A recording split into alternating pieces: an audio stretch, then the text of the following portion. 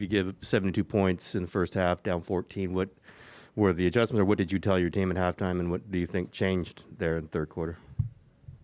I told them that if we developed some poise in the second half, that the game would come to us. But I thought we were so scattered in the first half, maybe emotionally more so than anything.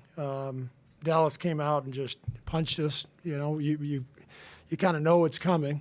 Game 2 of a series, saw it last night, you know, in Miami. Like, the team that loses game 1, especially, you know, by a big margin, this is how it works. You know, they're going to come out, and I thought Dallas was fantastic. They just they played harder, they executed better, and we were scattered. And so we just needed to get poised and get the game under control, and we felt confident that if we did that, they wouldn't make 15 threes in the second half. And I told them if they do, then you pat them on the back and say, nice job. You know, if somebody makes 30 threes in a game, then they deserve to win. But that's hard to do, especially if you're solid defensively and you know, staying in your principles and being physical and rebounding. Then, you know, the NBA game takes forever. It's just a long game. Steve, 62 points in the paint tonight, and Kevon Looney was literally at the center of it all. What are your thoughts on the way he performed tonight? Loon was just brilliant again. You know, he's had a fantastic playoff run. He's incredibly underrated by everybody. You know, he switches onto guards, and he rebounds, he sets screens. And in a series like this that's so spread out, he's able to score some buckets in the paint as well. So I thought Loon was just brilliant. I thought a lot of guys came in and really played well. Obviously, Steph got going. Jordan Poole's second half was fantastic. Otto played a great game, and Moses Moody came in and gave us huge minutes in that fourth quarter. So great team effort, but it was really all about getting things under control and getting more poised out there. Steve, you guys, it seemed like you could get kind of what you wanted out of the paint if you just, you know, like you said, had some poise. You know these guys. How tough is it to just be committed to going inside instead of taking the threes to get the crowd into it? And how much did you learn from the Memphis series about having that type of patience?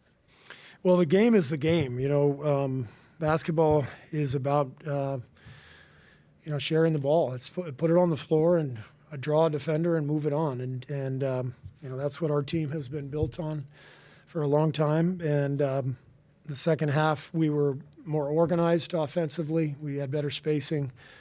And when the ball started to move, we started to get much better shots. So got a lot, you know, in the paint, and we got some threes as well. We made 14 of them tonight. So like I said, once we got settled down, it was an excellent offensive night for us. With everything that over here on this side, with everything that Looney's been through in his entire career, you know, playing, and then he played all 82 games this season. What's it mean, or what's it like to see him have a career best performance tonight in a game when you guys really needed him with Draymond Green running into foul trouble? Very similar to Game 6 when he had a career night against Memphis. Loon is kind of everybody's favorite guy. You know, he's so respected in the locker room.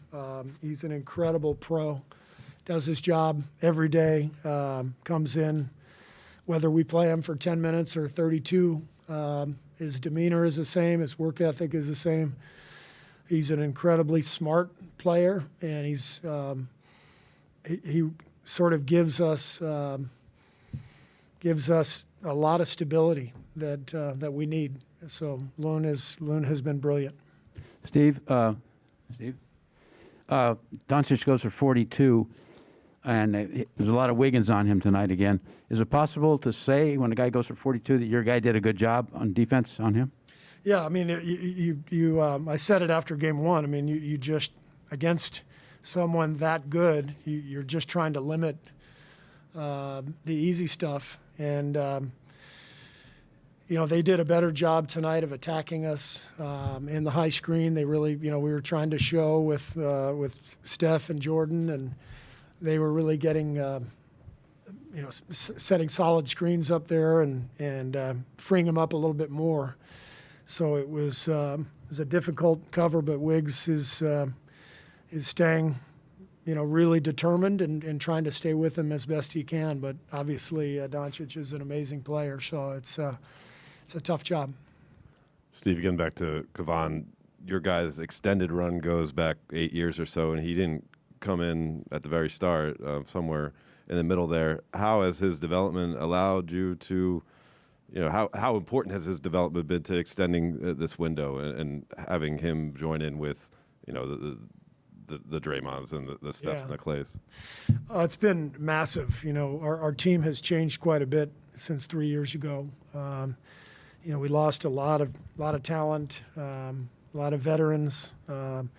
So we needed Loon's leadership. We needed his size and strength inside. We needed his knowledge, his wisdom. And I think, people may forget, but Loon was a big part of a couple of those championships. The last two, he played a lot of minutes. We trusted him to switch and guard James Harden when we played Houston in the series in those series, and so he's always been a guy we could trust in the playoffs.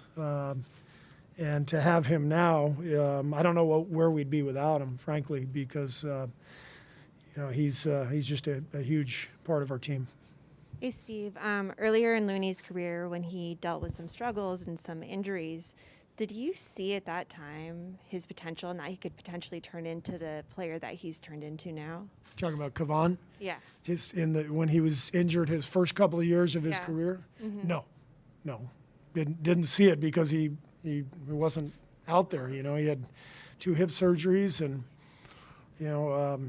we didn't know what we had. And then that third year when we didn't pick up his option because we hadn't really seen him play, and then his third year he has a great year, and it's like, we might lose this guy.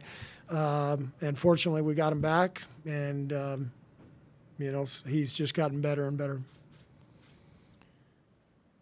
Steve, back here. Luka and Steph, as great as they were tonight, the stars, how much, you mentioned Poole, and it seemed like that second unit, Poole, Porter, really didn't turn the game maybe, but kind of tilted it a bit in your favor. Going forward, how much, in some ways, will this series be decided by how that second unit plays the way it did tonight? Every game is different, so you just don't know how things are going to pan out. But you need everybody. You get to this stage in the playoffs. You're playing great teams. If you want to win, you got to have multiple guys come in and play well. And whether it's starters or second unit, you just have to have a lot of guys perform well in order to win the game. So we'll see how Game 3 unfolds. But tonight, I thought Jordan, Otto, Moses in the fourth, I thought those guys were great. So our bench came through big time. 15 threes for them in the first half, 6 in the second half. Did you feel like you played it better, or they just missed? I think that I always talk about the game. The game is connected. The better you play offensively, the defense becomes a little bit easier because your defense is set. You got some confidence. You got to bounce to your step. So I just think the game connected for us there in the second half. The better our offense got, the better the defense got. And why did you decide to go to Moses? It kind of came a little bit out of nowhere. Well, the size. He's got good size and strength. He's a very physical player.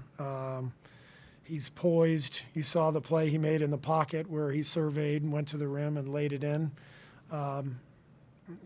Felt like a regular season game watching him do that. So Moses has a real calm about him. He doesn't seem like a 19-year-old rookie. He's had some great games for us this year, including one in Dallas where he was huge in a fourth quarter. So we've kind of had Moses in mind for this series, and it felt like the right time to play him. Steve, you've mentioned the performances from a lot of guys who weren't part of this during, or weren't necessarily big parts of it, and some of them not at all during that 5-year run. We're used to seeing a comeback like this from your team, but not this construction of it. Does it feel like there is some carry through that, despite the fact that there's a different supporting cast, that there is some sense of that same kind of confidence to have a comeback like this? Yeah, for sure. But, you're talking about, Draymond, Clay, Steph, Loon. I mean, these guys are champions. They've seen everything. They've been through everything. And so our younger guys and our newer additions, guys like Wiggs and Otto, they may be feeling this for the first time. But our core, they've been doing this a long time, so they're not afraid of anything. Steve, you mentioned in the pregame about the effect of the three-point shot and how it can turn a close game into a blowout. When you're down 19 and it's teetering, do you feel like you guys have a sense of the game having its own pace and not panicking and being able to sort of play at its own, to when an opening presents itself, they'll be able to take it? I thought we got to that point in the second half. I did not think we were patient in the first half. I think, they gave us such a shot. They came out and were physical and aggressive and knocked us on our heels, and I thought we were, again, kind of a little chaotic, a little scattered. So hopefully this is a game that we can, kind of put in our back pocket and remember, because there's a good chance, we're going to be in this situation again, whether it's in Dallas or, later on in the series, whenever.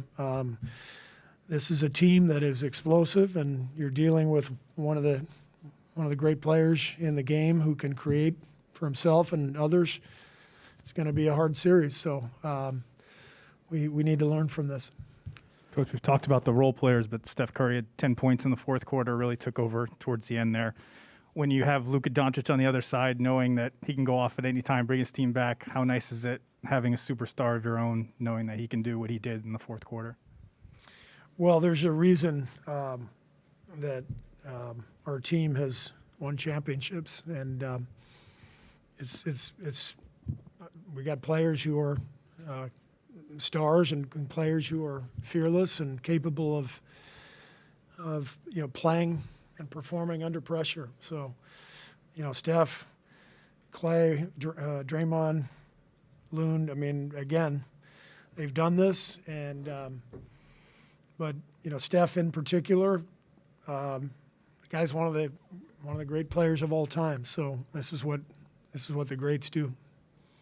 Steve, kind of building off of that, your teams have now won 12 playoff games when trailing by at least 15 points. No other team since 2015 has won more than 6 of those types of games. Like, what specifically do you attribute to that? I mean, if you had to pinpoint something. Just exactly what I said. The core group.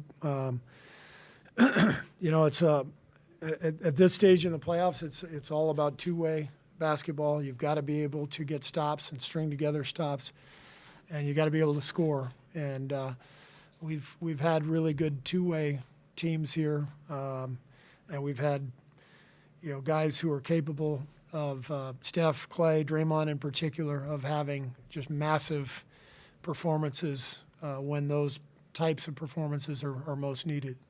Steve, go ahead. Go ahead. Steve, you've talked before about how much a series can shift when the venue changes, and it's sort of a reset in some ways.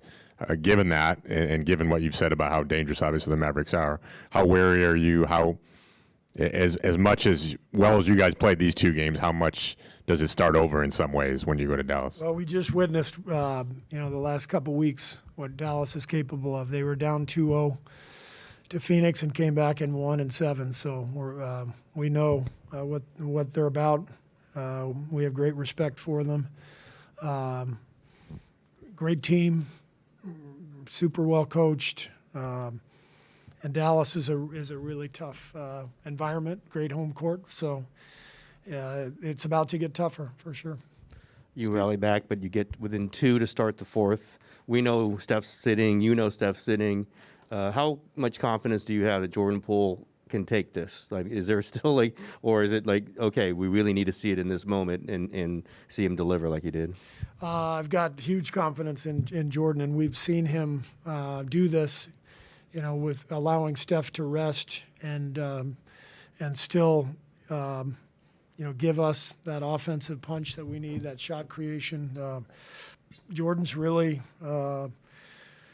filled a role that has been tough to fill for us over the years. The Steph minutes when he sits traditionally have been really, really difficult for us. So Jordan has given us a different dynamic and really important one. Steve, you talked about how you expect Dallas to pick it up when they go back home, but how would you grade your team as a road team so far and in the playoffs? And I don't know if you even started thinking about what you got to do in Dallas. Yeah, well, we've won road games, in this postseason. We won in Denver, we won in Memphis, so we have a lot of confidence that we can go out on the road and win, but we're well aware how difficult it is. So we've got to be ready, we've got to execute and, see what happens. Steph said he throws crazy passes. That's what he does. But aside from the few he had tonight, what do you think of his decision making and how he attacked, and when he chose to take over the game? Yeah, I thought Steph kind of smelled blood in the water those last 5 minutes, and he got to his spots. We had good spacing, and he got into the middle of the paint and he finished. And Clay made a great pass to him for a three that was kind of the clincher. So Steph did what Steph does, something like that. You talked last week a little bit about how the franchise is able to improve players. I asked you about Andrew Wiggins and about Jordan Poole. And it seemed like Kevon is another one of those players. He was hurt, obviously, but once he was healthy, I'm wondering if the franchise or if the coaching staff worked on specific things with him to say, these are the kinds of things you can do that will really help us, and that paid off. You're talking about Loon? Yes. Again, Loon was really good for us, 3, 4, 5 years ago. So we already knew what he could do. He's got a great feel for the game, so he's a great screener, underrated passer. I mean, it's not like we, said, here's where you can get better. I think this year he became a really elite rebounder, and I think Decky, our assistant coach who works with our centers, I think he's done a great job helping Loon in the rebounding category. But I think overall, Loon has been progressing throughout his career. He's just a good, solid player and a smart player, and it's him. It's not, it's not coaching. It's just Loon.